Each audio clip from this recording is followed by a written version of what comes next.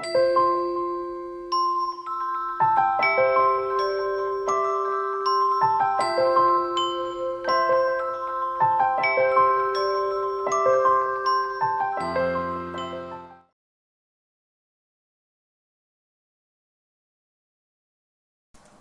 guys, it's Untitled. How's everyone doing? Good, good, good. I hope.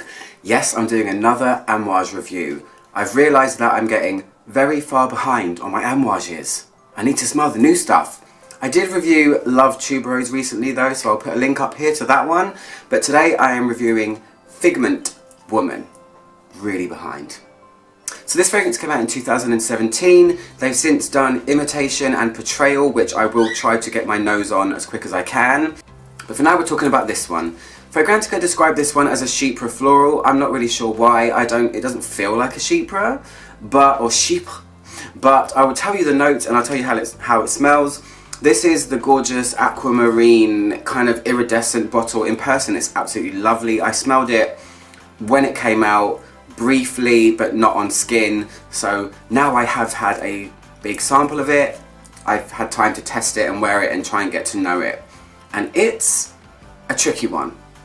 So the top notes of this fragrance are Szechuan pepper, saffron and gardenia, or should I say gardenia, because I know Clever Clogs, one of my subscribers, is probably going to correct me again.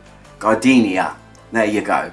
The heart notes are tuberose, sambac jasmine from India, orange blossom and cassia. Cassia is Chinese cinnamon bark. It comes from an evergreen tree that imparts a spicy, somewhat green nuance as far as I can tell. I don't think I've ever smelled it on its own. And then the most interesting thing about this, the heart of this fragrance, is something I've never seen in a fragrance before. It's called Liz Ylang or Lise Ylang. This is a fractioned part of the third pressing of Ylang Ylang oil. I'm going to get technical on you, I'm sorry. So the third pressing of Ylang Ylang is, the first press always gives the best quality, but they press and squeeze the oil out of Ylang Ylang flowers a second and third time and it yields a different quality of oil and a different nuanced oil. I've smelled Ylang Ylang 1 and I've smelled Ylang Ylang 3. Ylang Ylang 3 is a much lighter, airier version of the rich medicinal beautifulness that Ylang Ylang 1 is. So what they do is, in my brain, it's kind of like splitting the atom. They've done it before with patchouli. They've fractioned patchouli, taken a bit out of it and called it akigala wood. So this Lise Ylang is a fractioned part of the third pressing of Ylang Ylang oil. So many words, oh my god. So what it's supposed to do in a fragrance is give a lily-like feeling, a green, airy, crisp lily-like feeling. And I think it's quite an important part of this fragrance because I do feel something that I've never smelled before in a kind of green floral way in this, but I'll get to that in a second. The base notes are orris root, papyrus, incense and patchouli. So what does it smell like? So I've been testing this over the last 3 days. It's dry here, wet here, as usual. You know the drill, guys, you know the drill. So to me the opening part of this is the most interesting because this one really switches character completely after about 15 minutes. It's almost like two different fragrances. It's a true chameleon. There's not even a descendance through the pyramid of the notes. It just goes from one thing to another. But the opening is, this is where it feels the most white floral. I really like this opening. It's a tuberose essentially, but it isn't a rich, luscious, heady tuberose that you find in their Love Tuberose or Honor. It's not one of those kind of rich, voluptuous tuberoses. This is a sharp, green tuberose and it has a syrupy-like character to it.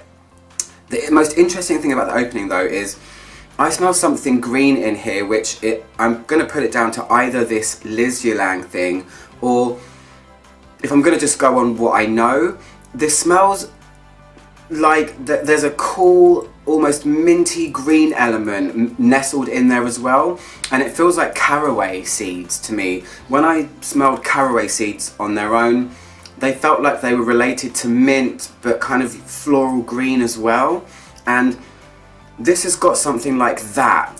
It's also a little bit something in the licorice family, maybe aniseed or fennel or something like that. So you've got this syrupy, kind of sharp tuberose that's green, but there's also a coolness there as well that feels like it's verging on herbal licorice. I don't know, it's a really unusual opening.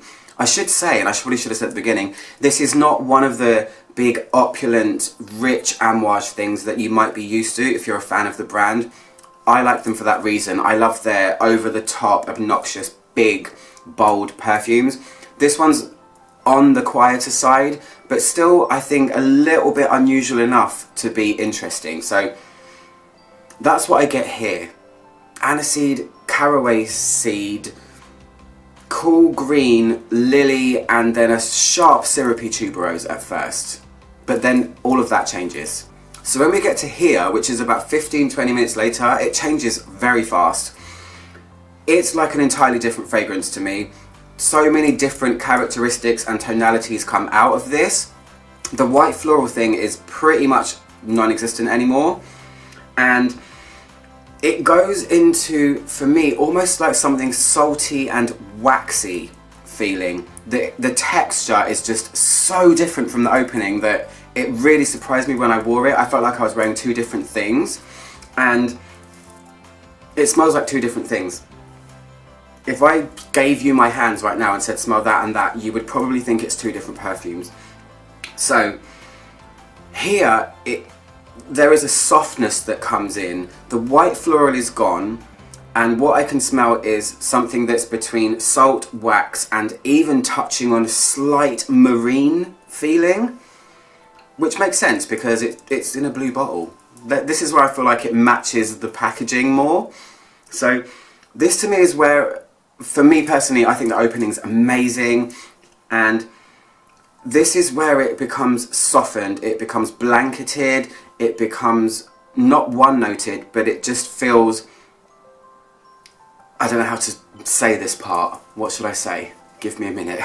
Perfumes can stump you in the moment, and I do my videos semi off the cuff, just so you know.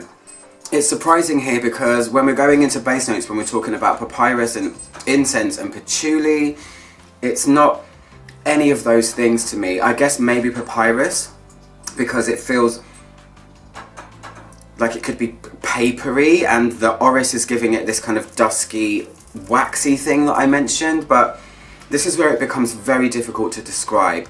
All of the crispiness is gone, and now it's a soft perfume. This part of it is the thing you're going to have to smell yourself, because it's one of those things that's a little bit difficult to describe, or a lot difficult to describe.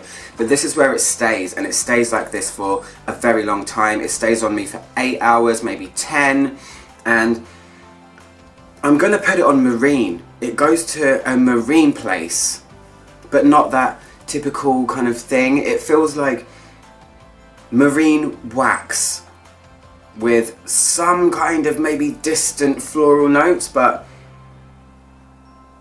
it feels very Amouage-y here. It doesn't in the opening, but this is where I feel like it's got that Amouage base that feels a bit familiar in some of their lighter and not so explosive fragrances. And I'm going to leave it there because that's a tough one. But the main thing to note of this whole thing is that the character of the perfume completely does a 180 on you. I know Fragrantica list it as a chypre. I guess the patchouli part of it is what would make it a chypre, but it isn't. It's quite soft and fluttery, but it's always present. So I'm going to leave it there because otherwise I'm going to try and keep describing things that I can't. So anyway, I hope you guys like this review. This was a tricky one. Amouages for me are always quite tricky, so I hope you appreciate the effort. Anyway, if you guys want to get this fragrance, head on over to natino.co.uk. That's where I got my sample. They sell it there. I will post a direct link in the description box below. I'm out on my own, trying to make the world smell better, one video at a time. I hope you guys have had a good day. Goodbye.